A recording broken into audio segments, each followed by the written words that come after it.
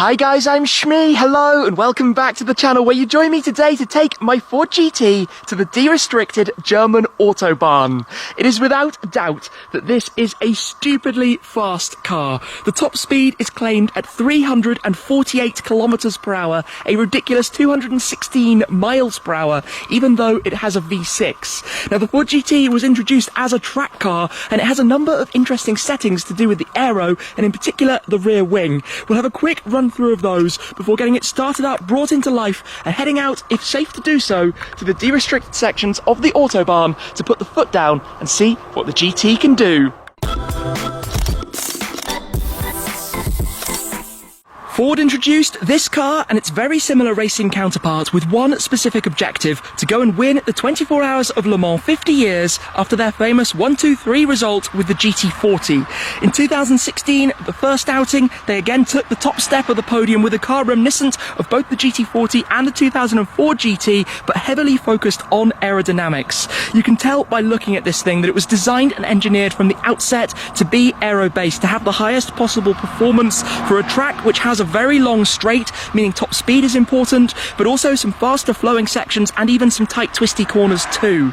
As you take a look at it, it is one of the lowest cars out there, and this is before you even drop it down into the track mode, which lowers it by 2 inches or about 5 centimeters, but it's also very long and very wide, which helps with stability at high speed. One of the most iconic things by far is having this teardrop cabin that narrows towards a point at the rear and also gives you these amazing flying buttresses which are both aerodynamic but also help with the cooling. You have the radiators that sit just inside here in front of the rear wheels, which send the cool air up through towards the engine. The engine itself, a big topic of discussion, being the 3.5 litre twin turbo V6. A lot of people thought perhaps it should have a V8, but this was chosen to save weight, to keep it light, while still offering 656 metric horsepower, 647 brake horsepower, and that obviously combines with a 7-speed dual clutch gearbox, sending the powers all to the rear wheels, where we have some very fat Michelin Sport Cup 2 tyres, and I've also fitted the BBS FIRs, a homage to the racing car in the Le Mans Grey paintwork. In fact, the wheel design made by BBS, as the race car wheels are too. Back here, we've got those lovely Akrapovic Sports titanium exhausts sitting right underneath the active spoiler.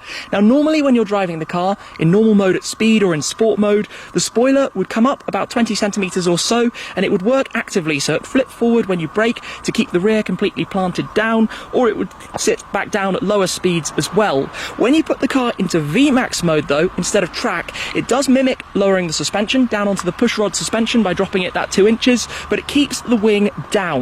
The benefit of that is not introducing drag. As soon as you make any part of the car taller, whether that's the wing sitting up high or raising the height, let's say, of the roofline, it doesn't help with the top end. That's why this car is quite so fast, especially considering we've got the V6. So let's come in then, open up the dihedral doors. Inside here, the seats are fixed to the tub. You've got an adjustable pedal box and steering wheel. You can move the wheel, actually, the wheel column quite significantly. But let's fire this straight into life. Always very cool. So at the moment we're in normal mode. You've actually got 5 different driving modes: normal, sport, or track. Or if you go the other way, you've got wet or VMAX mode. So let me just confirm this. VMAX mode, as you will see, drops it 50 millimeters. So the car sits down, but it keeps the wing down. You'd see if the wing had shot up, and it gives us a very prominent view of the miles per hour, and over to the right, the kilometers an hour. Obviously, miles an hour takes center stage, being an American car, actually built out in Canada. But this, I think, is basically ready to go and see then, and I will have a digital speedo running too, because car speedos do always slightly overread. By law, they have to give you a higher reading. They cannot risk under-reading, which means typically expect a few percent, although this car has a tendency to read more than others, certainly at lower speeds. I'm looking forward to seeing what it does when we get a little faster as well. Now, the quickest this car has been before was an indicated 311 kilometers per hour. That's 206 miles per hour. Just close the door to make sure it doesn't get knocked off. Of course, today, safety is the name of the game. I will only put my foot down if safe to do so on the Autobahn, where there is no posted speed limit, and you can, well, see a little bit of the performance. But one of the craziest things I can tell you in advance is how stable it is. I'd be interested as well to drive it in both VMAX and Sport, perhaps to see some of the differences. So, I think without any further ado, let's head straight on out then, go drive Ford GT. I'm actually going to head out the first time with the car in Sport mode, just to get a little bit comfortable, a bit familiar Obviously, it's a lot louder in here than it was before I changed to the factory Akrapovic exhaust. I had the standard one before, which did look cool, but this sounds so good, despite being a V6 that we have behind. The car is obviously for the track, it's very focused, the steering feel is awesome, the hydraulic suspension setup is brilliant. In fact, when you drop it down onto the push rods, as I experienced last week at Hockenheim, the grip and just the feel and how much it communicates with you is mind-boggling. There are a lot of bikes out today, so I'll need to watch out for bikers, certainly on the Autobahn. When you're going a little bit quicker, you've got to be conscious of the speed differential and how it can feel when a car goes along the side. And obviously, I've prepped the car in advance. We've got a fairly new set of tyres on. They're all inflated to the recommended pressures, which actually in this car take them up from 2.1 to 2.65 bar on all four corners, as quoted by the car itself. So everything's set up correctly as it should be for going onto the Autobahn. So we'll start in Sport, which will mean the rear wing comes up before we do a VMAX mode to see the difference, to get a little bit of a comparison between them. So I'm looking forward to seeing this and to seeing as well what the Speedo does at a faster speed. I think that's going to be quite intriguing to discover as well and see how accurate it is.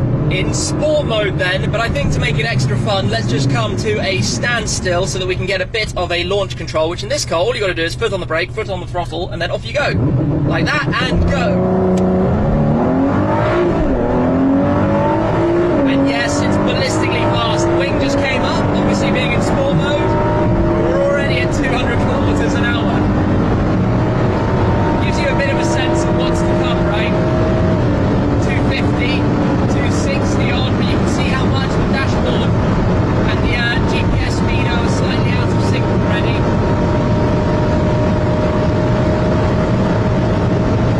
300 on the dash.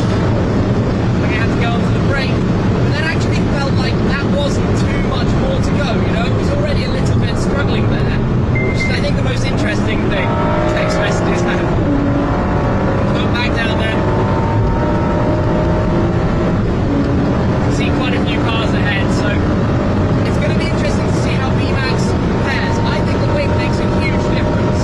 I really do.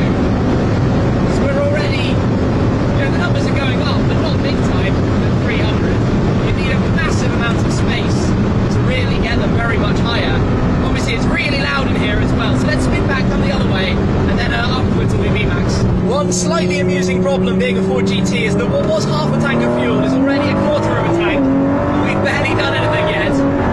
It goes down so quickly and it's such a tiny tank in here that, well, you're constantly at the petrol station, especially when your foot is flat on the throttle like this.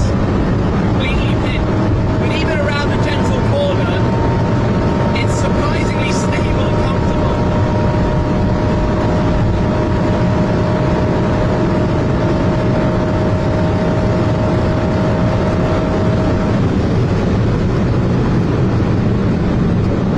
Fascinating.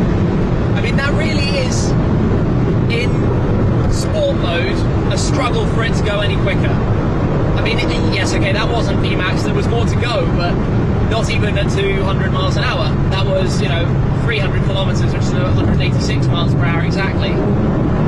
Interesting. So, let's get back, let's pop it down into VMAX mode, and then let's see what happens next. Now, the car's fuel levels are really very, very low, but I am just going to do park into VMAX, confirm it. The car will drop down, he says, there we go. So the wing will now stay down, back into drive. VMAX, by the way, I've seen some people ask before, VMAX literally means maximum velocity, so the top speed. So we're now lower, which obviously means less air resistance, but also slightly less stability, so I need to keep that in mind too. So I guess, given it's completely deserted, let's come to a standstill again and enjoy a VMAX mode launch race start. So, throttle, different rev counter as well. Interestingly, you can tell the less grip at the back already.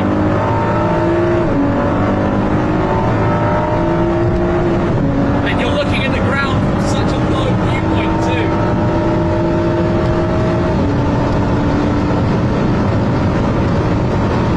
Not much fuel left.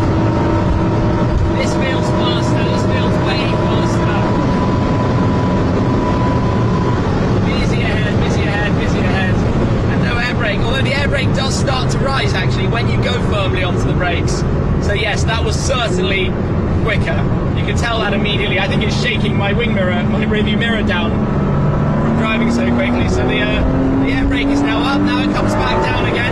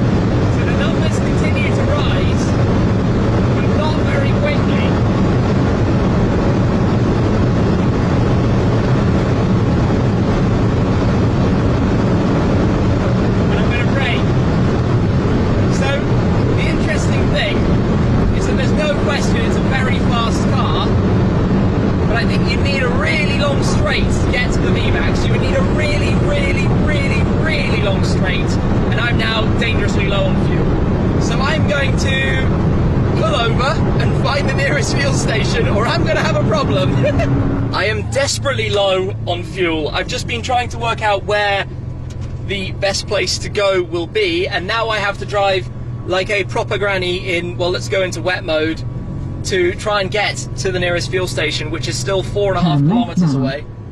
And the car is currently 4 kilometers to empty, but showing completely zero fuel. Obviously based a little bit on recent driving, which was a little bit more aggressively than we will now go.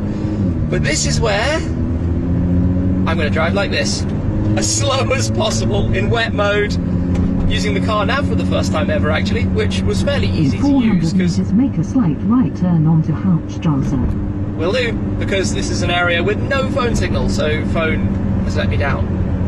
Oh gosh, crawl, crawl, crawl, crawl, crawl, crawl, crawl. How gently can I do it? Please don't run out of fuel. 3 kilometers to empty and more than 3 kilometers to the fuel station.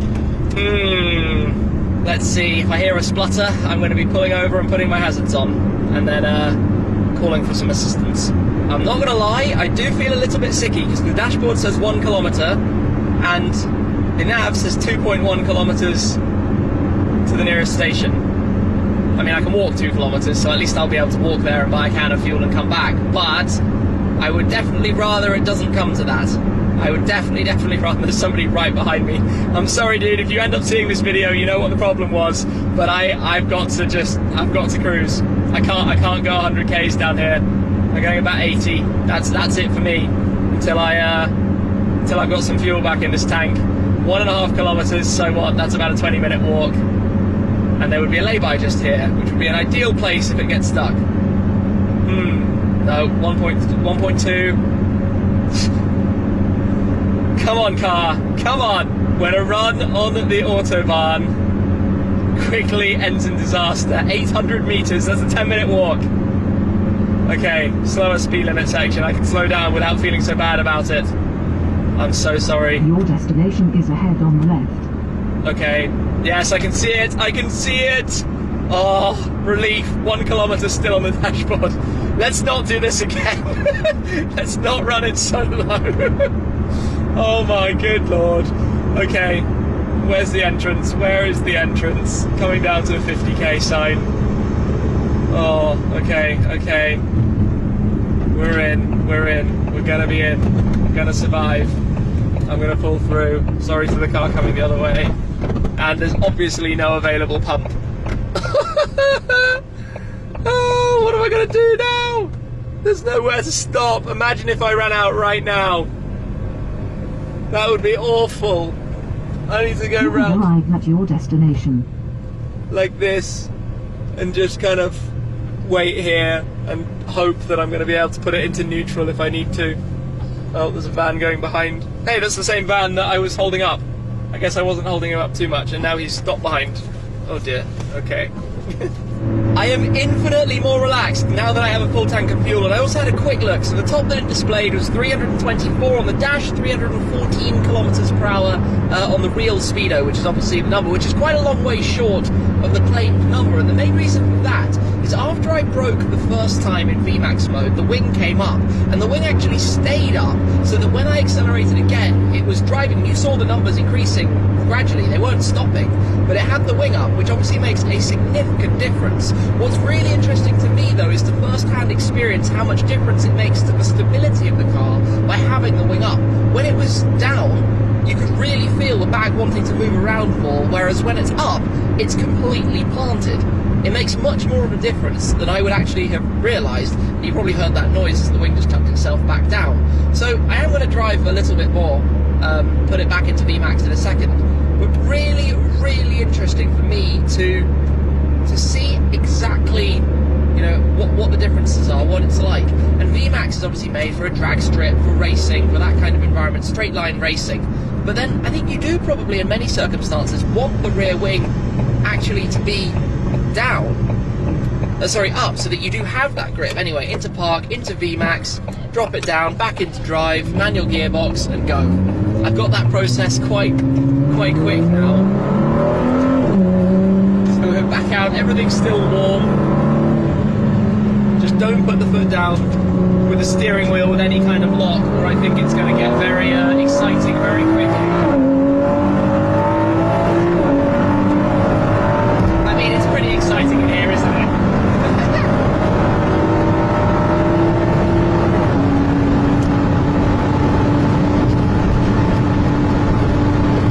It's still pretty planted by the standards of most cars, don't get it wrong.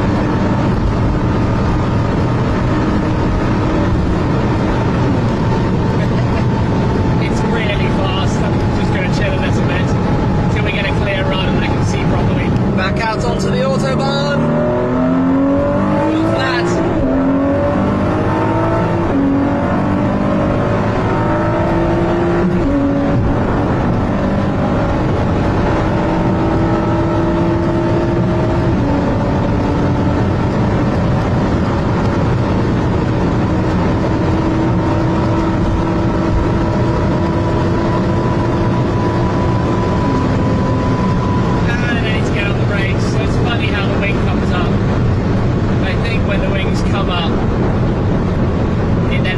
Stays up until you go much slower again, and it can drop back down comfortably, maybe even coming to a stop, but it's too busy. So the interesting thing there is I think the car does have more performance available.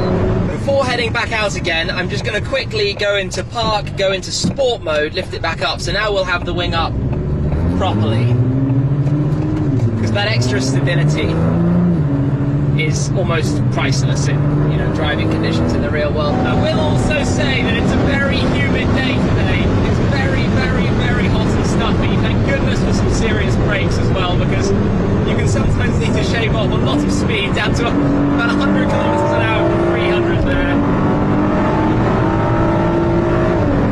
Always look a long way up the road, like a kilometer up the road.